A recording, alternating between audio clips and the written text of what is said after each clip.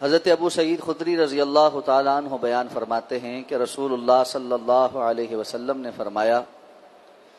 جب تم میں سے کوئی اپنے گھر والوں کے پاس آئے یعنی حق زوجیت ادا کرے اور پھر ایک مرتبہ فراغت کے بعد دوبارہ ایسا کرنا چاہے تو اسے چاہیے کہ وہ ان دونوں کے درمیان وضو کر لے۔ یہ حدیث مبارکہ صحیح مسلم کی ہے، اور حاکم رحمہ اللہ نے جو روایت نقل کی ہے اس کے آخر میں اس حدیث کے الفاظ میں اس بات کا اضافہ بھی ہے، فَإِنَّهُ أَنشَطَ لِلْعَوْدِ، یہ ایسا وضو کر لینا دوبارہ واپس آنے کے لیے زیادہ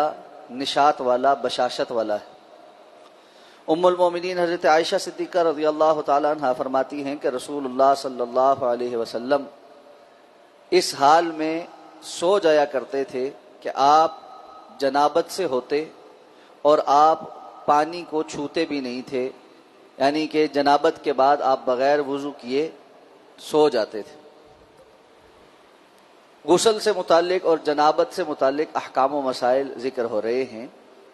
تو پہلی حدیث مبارکہ میں رسول اللہ صلی اللہ علیہ وسلم نے اس بات کی طرف توجہ دلوائی ہے کہ انسان ازدواجی حقوق ادا کرنے کے بعد اگر دوبارہ سے اس حق کو ادا کرنا چاہے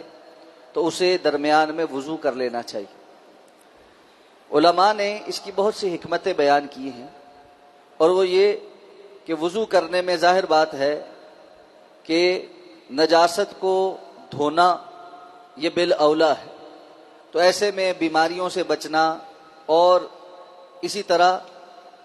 کراہیت سے بچنا، یہ ساری چیزیں حاصل ہو جاتی ہیں۔ دوسرا، آپ صلی اللہ علیہ وسلم نے فرمایا کہ وضو کر لینا یہ اس معاملے میں زیادہ انسان کو حشاش بشاش کر دیتا ہے، کہ انسان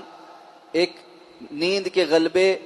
اور کسل مندی سے باہر نکل کے وضو کر کے حشاش بشاش ہو جاتا ہے، اور پھر اگر وہ دوبارہ ایسا کرنا چاہے تو اس کے لیے زیادہ بہتر مواقع میسر ہوتے ہیں۔ یہاں یہ بات سمجھ لینا چاہیے کہ ایسا کرنا مستحسن ہے، آپ صلی اللہ علیہ وسلم کا اس جانب یہ حکم نہیں ہے، یعنی ایسا کرنا فرض نہیں۔ اگر کوئی بندہ درمیان میں وضو نہ کرے تو گناہگار نہیں ہوگا، یہ مستحب یا مستحسن کام ہے، کر لے تو زیادہ بہتر ہے، اسی لیے کہ اللہ کے رسول صلی اللہ علیہ وسلم نے اس چیز کو جسمانی بشاشت کے ساتھ جوڑا ہے۔ اگر آپ صلی اللہ علیہ وسلم اس کو شرعی حکم کے ساتھ جوڑتے اور اس کو شرع کے حکم کے طور پر بیان کرتے تو یہ کام فرض ہوتا اور اس کے چھوڑنے والے کو گناہ ہوتا، لیکن آپ صلی اللہ علیہ وسلم نے ایسی کوئی بات بیان نہیں فرمائی، اور معلوم ہے جس چیز پر عقاب نہ ہو، رسول اللہ صلی اللہ علیہ وسلم نے اس کا کوئی گناہ بیان نہ کیا ہو اور اس کو مشورے کے طور پر دیا ہو تو وہ مستحسن عمل ہوتا، مستحب عمل ہوتا ہے، لیکن فرض نہیں ہوتا۔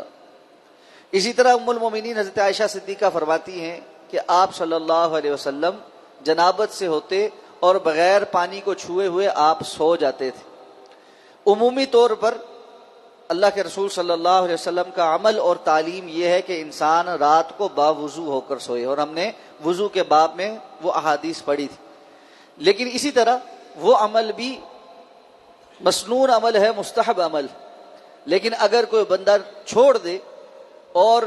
کسی بھی وجہ سے اپنے بستر سے نہ اٹھنا چاہے اور اس وقت نیند میں غلبہ ہو اور چاہتے ہیں کہ جی میں سونا چاہتا ہوں، تو اس کے لیے فرض نہیں ہے کہ وہ اٹھ کر پہلے وضو کرے اور اس کے بعد سوئے، کر لے تو بہتر ہے، لیکن اگر نہ کرے تو یہ بھی جائز ہے اور درست ہے، اور آپ صلی اللہ علیہ وسلم بسا اوقات ایسے ہی سو جایا کرتے تھے، تو یہ بھی امت کے لیے آسانی ہے۔ ان احادیث مبارکہ سے ایک اور بات یہ بھی پتہ چلتی ہے کہ اللہ رب العزت نے رسول اللہ صلی اللہ علیہ وسلم کی خانگی زندگی کی وہ باتیں جو عام طور سے بیان نہیں کی جاتی وہ بھی امت کے سامنے رکھی ہیں، تاکہ رسول اللہ صلی اللہ علیہ وسلم کی زندگی کے ہر شعبے سے انسان اپنے لیے اسوہ حسنہ دیکھ کر راہ متعین کر سکے۔ اور اسلام دین فطرت ہے، وہ عام انسانوں کو پیش آنے والے تمام تر وہ مسائل بیان کرتا ہے تاکہ لوگ ان کو سن کر اپنے لیے جائز اور حلال رستوں کو متعین کر سکیں اور اسی طرح بے جا سختی بھی نہیں کرتا۔ بعض مذاہب نے اس معاملے میں بہت سختی کی ہوئی ہے، اور بسا اوقات سابقہ شریعتوں میں اللہ رب العزت کی طرف سے بھی ان کی بد اعمالیوں کی وجہ سے سختی کی جاتی تھی۔ جیسے کہ بنی اسرائیل پر اللہ تعالیٰ نے یہ سختی کر رکھی تھی کہ اگر ان کے کپڑے پر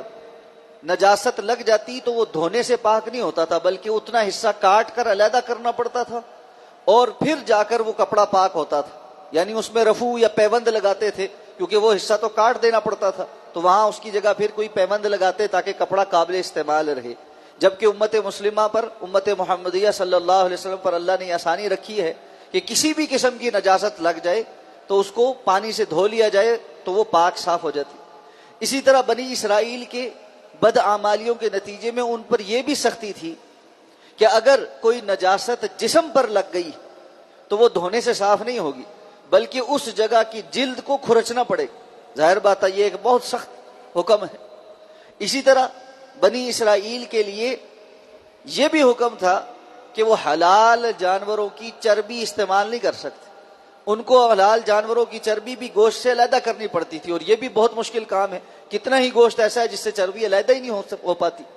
تو یہ ساری سختیاں ان کی بد اعمالیوں کی وجہ سے اور کثرت سوال کی وجہ سے اور بال کی کھال اتارنے کی وجہ سے ان پر مسلط ہوئی تھی۔